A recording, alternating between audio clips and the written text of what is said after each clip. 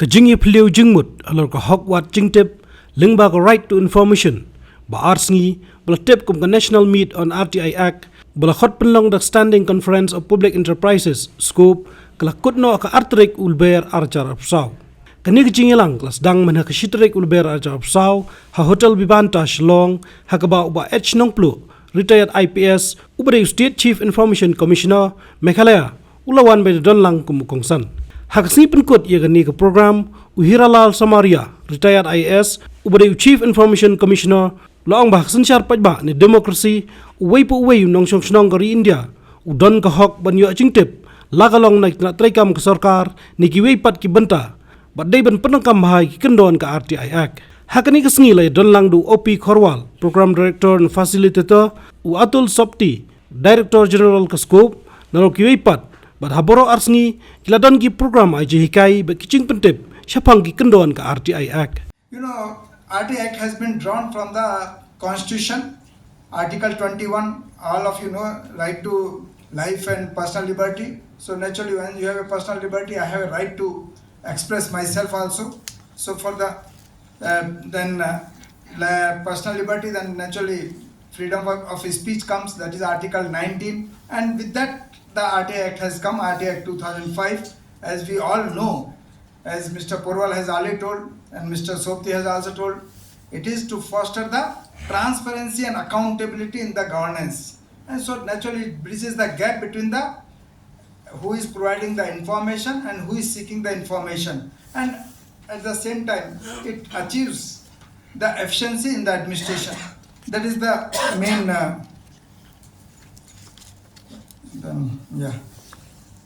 next this okay, and this we know the 3-tier system. We have a central public information officer, because many of you may be even the public information officers also. Then we go for the first appeal, then he comes for the second appeal comes to us, and we get lot of appeals. For your information, we are getting almost 18,000 appeals in a year. So 18,000 appeals means around 1,500 appeals we get. So I joined in October, I joined on 6th November 2020. At that time, to get into the second appeal, it was taking 2.5 years. And luckily we were having at that time 7 information commissioners and 1 chief. So the backlog has come down. Now it is taking only 9 months to 1 year.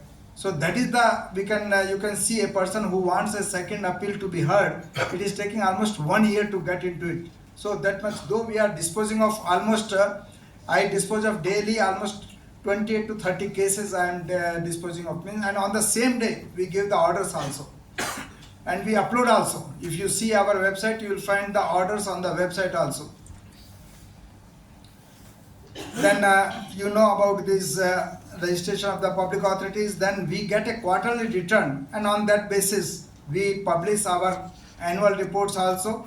And as Mr. Porwal and many technical speakers might have told you about the suo motu disclosure, that is the most important. The section 4 of the RTI Act is the most important suo motu disclosure. If you disclose the information maximum, then the RTI seeker will be resorting to the minimum. So my request to all of you is that as much as you can put, please see that your website should be updated very regularly, once in 15 days, because I have found that many ministries, many departments, they don't even look towards their website. They don't update it.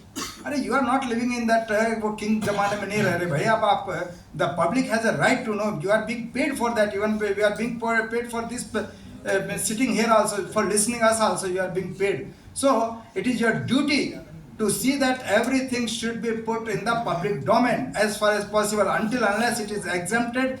And exemptions are also should be minimum actually. When you are claiming for any exemption, it should be minimum.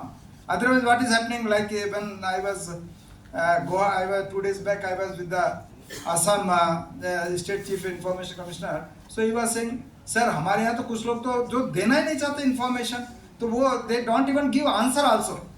Then they are liable for punishment.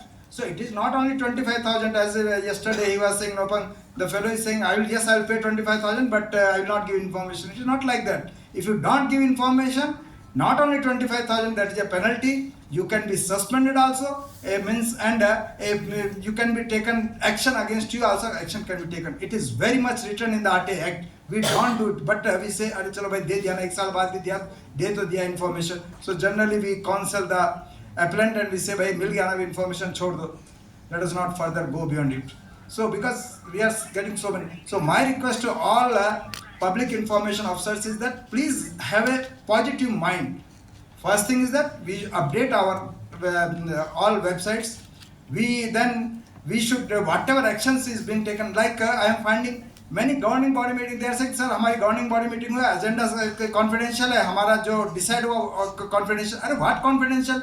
When Government of India after cabinet meeting, they are conducting with the media, they are conducting a meeting and they are telling everything, what is decided, what are the intentions to decide, and what action is being taken. How a small CPSU can say, "अरे हमारा तो agenda बहुत confidential है, हमारा तो board बहुत sacred है, will not part any information." That is very wrong. Please, your agenda should be put on the table. They should be on your website, and after the meeting, you should put what are the decisions taken. Each agenda-wise, you should put on your website also, so the persons can know who are the seekers, information seekers. They can know what the CPSU is doing, and that is true also. When you are dealing with the 20,000 crore rupees or 30,000 crore or 1 lakh crore, the public should know what is happening in your thing. What are the decisions that are being taken? Means your decisions are right or wrong. Let somebody to criticize. That is a democracy. So see that the whole information should be put up in the public domain as far as possible, until unless it is a really secret. Then section 2F, that is another important section, the information. What is the definition of information? Everybody should know, because what is happening, this is in the interest of the CPSU, means in the CPIO. He should know what is the definition. What is happening? There are many information seekers. They are asking the explanation. They are asking to explain you the act. They are asking to explain you the OM. They are asking to explain the decision of the governing body. That you cannot. CPI is not supposed to explain anything. You cannot even, because you are not a competent authority. So the information is as such, whatever it is available in your files. The only thing that you can just Xerox it and give it. You are not supposed to explain it or deliberate on it or give some explanations. You are not supposed to do. So is whether future law, when decision will be taken, that is not your means. You can simply say, as per the 2F, this is the information I am giving. That is the end of it. So information is as whatever is available in the file. Nothing more than that. It may be in the print file or in the electronic form that you are supposed to give. Then section 4 we all have discussed. That is most important. So motor disclosure has to be done by everybody. Then exemptions. This is one of the means the government while drafting this act, they told yes, there should be some exemptions must be there, because there are some where we cannot be disclosed, like 8.1a. It is about the country, about the sovereignty, about some security. Naturally, it cannot be. We cannot compromise with the security of the country or integrity of the country. So that's why.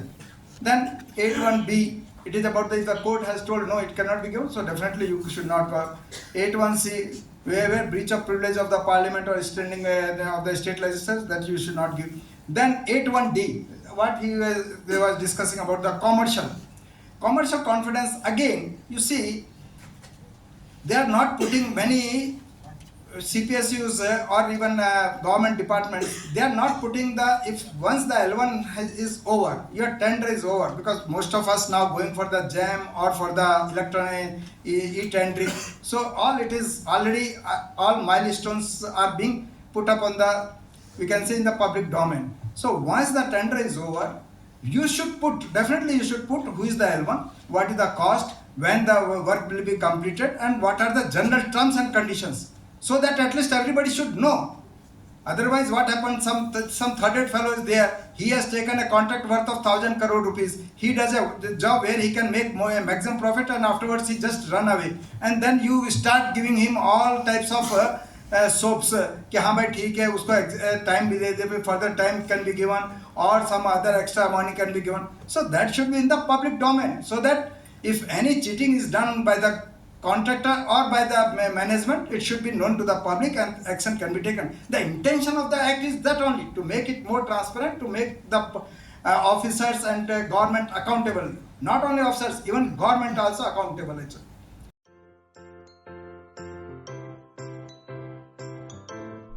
जब राजू को अपने महीने के ration का चावल मिला तो उसने देखा कि कुछ चावल के दाने बाकी दानों से अलग लग रहे थे। राजू को कुछ ठीक नहीं लगा।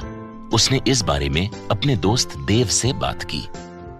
देव, मैंने इस बार फोर्टिफाइड चावल लिया था जिसमें सूक्ष्म पोषक तत्व मिले हुए हैं, पर मुझे इसमें प्लास्टिक जैसा कुछ दिखाई दे रहा है। मैंने भी सुना है कि आजकल प्लास्टिक के चावल आम चावल में मिलाकर बेचे जा रहे हैं। इसके बारे में मैंने एक वीडियो भी देखा है जिसमें उन्होंने चावल से बॉल बना दी थी। क्या ये सच है? अब हम इस चावल का क्या करें? राजू, आज पड़ोस में हमारे एरिया के फूड सेफ्टी ऑफिसर आए हुए हैं, चलो उनसे ही पूछते हैं।